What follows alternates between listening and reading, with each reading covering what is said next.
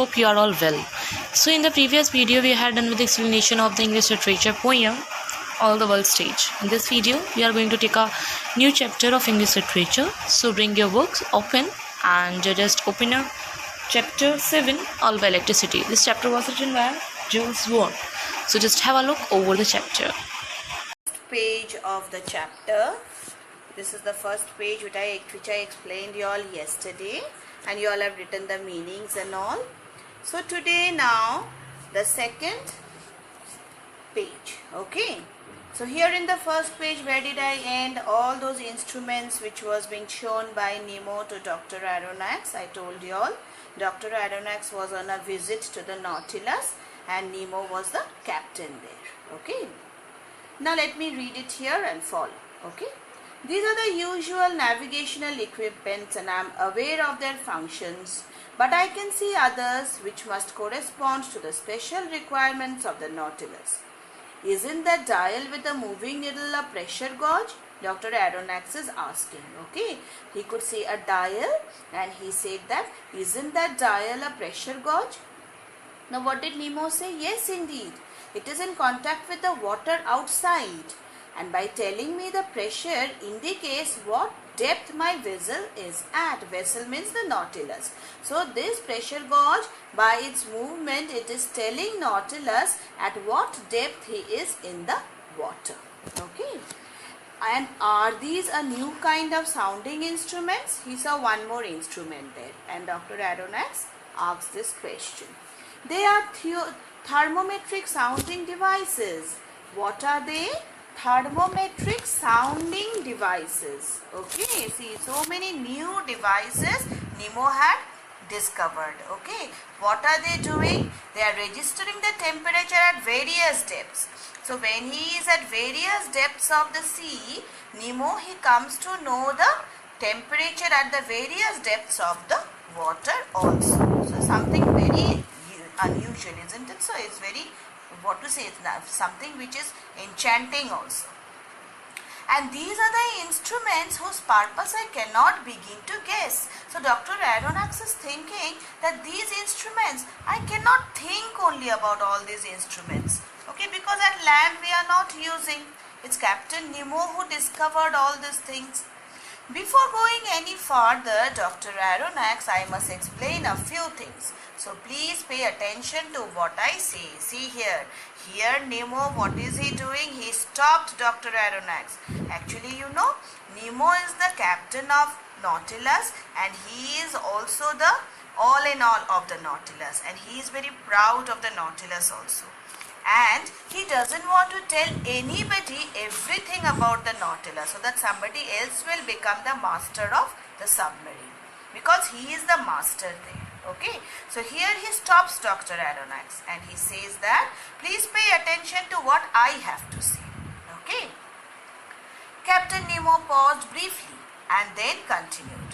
There is one agent which is powerful, responsive, easy to use, suitable for all kinds of work and which reigns supreme on board. Something is there which is reigning supremely on the Nautilus other than Captain Nemo. Somebody else is there who's reigning the Nautilus. Who is that? It does everything. It provides me with heat and light. It is the soul of my machine. That means the heart of the machine. What is that? That agent is electricity. So what does Nemo say? That the agent who is the heart of my machine is electricity. Now Dr. Aronnax gets, he exclaims, he gets astonished. Electricity? How do you get electricity? Because you are underwater and you are always moving around in the water here and there. How does electricity from the top of the earth come inside the water to you? Okay. Now what does Nemo say? Yes, indeed. But Captain, the great speed you move at seems to have little to do with the power of electricity, because power of electricity, if consumed in a battery also, cannot give so much speed to the submarine. So Dr. Aronnax is very much astonished to how electricity is the soul of the machine. Until now, the dynamic capacity of electricity has remained very limited. So the dynamic capacity of electricity, even if electricity is consumed in a dynamic manner, even then it is limited, only capable of producing small forces. Such a huge force to move a submarine is not possible with the help of electricity.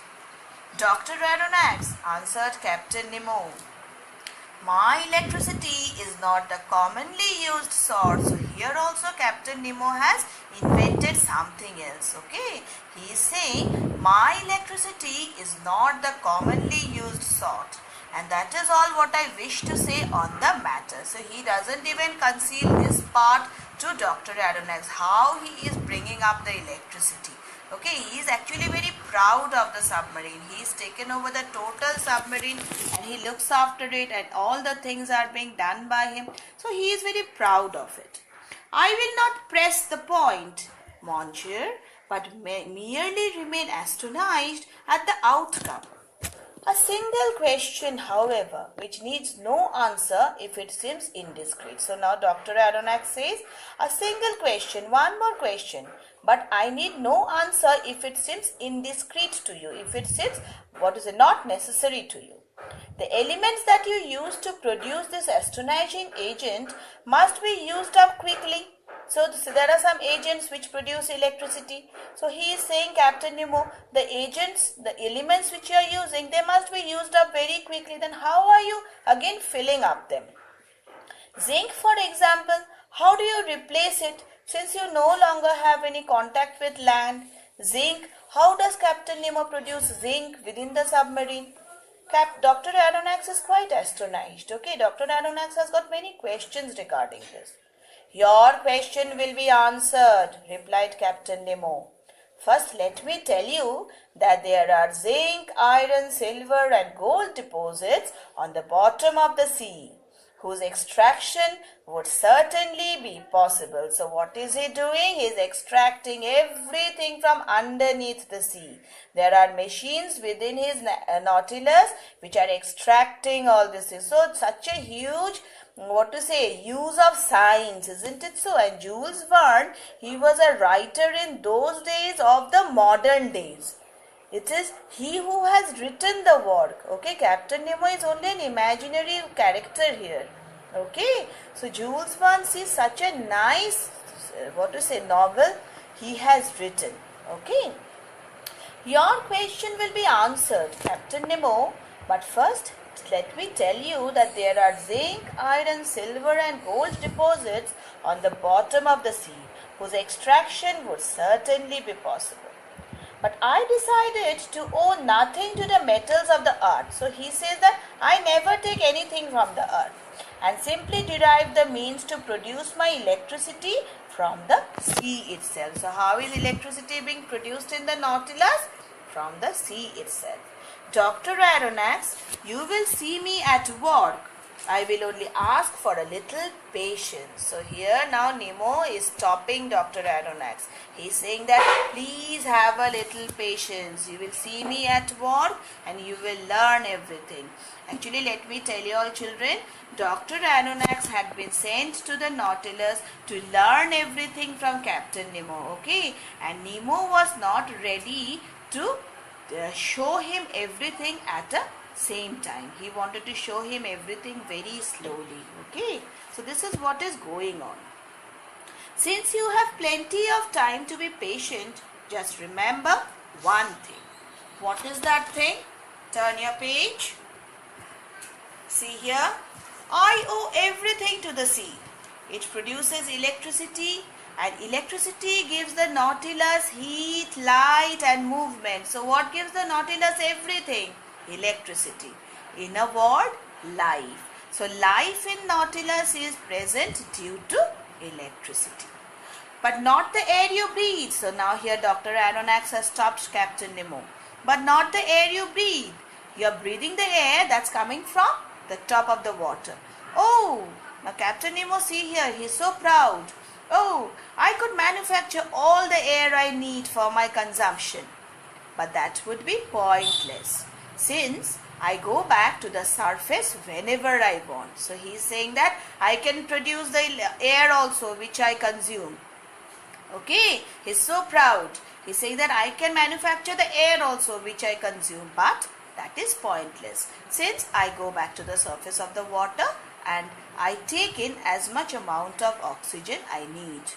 But even if electricity does not provide me with air for breathing, it does work the powerful pumps that store air in special tanks. So he has made special tanks also. Whenever he goes up, he just captures oxygen there, and he has produced that kind of pumps which captures the oxygen and keeps it there, thus allowing me to remain at the deepest level as long as I wish.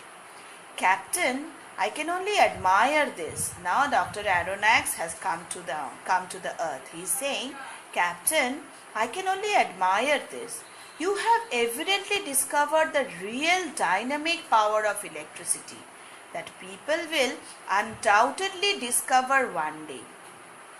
I do not know whether they will. Now Captain Nemo is very proud. He is saying that I do not know whether somebody else will discover all these things or not. I do not know whether they will, replied Captain Nemo rather coldly. But in any case, you are already familiar with the first application that I have made at such an invaluable tool. So, what is that invaluable tool? Electricity. So Nemo is saying you already know that I have used the first application in a very valuable manner, in such an invaluable tool. It is this agent which gives me light more continuously than the sun could. So Nemo is saying this agent is giving me light more continuously. Even the sun doesn't give so much of light to the people on the earth. Look at this clock. So now he showed him another clock there. Look at this clock. It is an electric one and keeps time more accurately than the best chronometers. So proud he is. He is saying that this clock gives me more accurate time than the best chronometers. I have divided it into 24 hours like Italian clocks. Since for me there is neither night nor day, no sun nor moon, but only the artificial light which I carry with me to the bottom of the sea. Who is giving him that artificial light? That clock there. Okay, it's like the sun to him, because the sun gives us light. He is saying that this sun, this light, this clock is giving me light for 24 hours. The sun doesn't give us light for, of course it gives us light because the moon, it captures the light from the sun only, but still he is saying that it is better than the sun. Okay, but only the artificial light which I carry with me to the bottom of the seas. Look, it is now 10 in the morning. So the clock is here showing him the time also when it is 10 in the morning when they are talking to each other. Okay, so this much here for today. Okay, now see here children, we will be doing only question number 1, 2 and 3 here. Okay, in your WhatsApp group and in your Google Classroom, I will be producing the answers there. And in your live classes, I will be discussing in the first class question number, all the question answers 1, 2 and 3. And later on, I will discuss the reference to context also. Please go through the chapter properly. We will be doing very slowly all the chapters so that no problem comes up to you when you are attending your examinations. Okay? Okay, thank you children.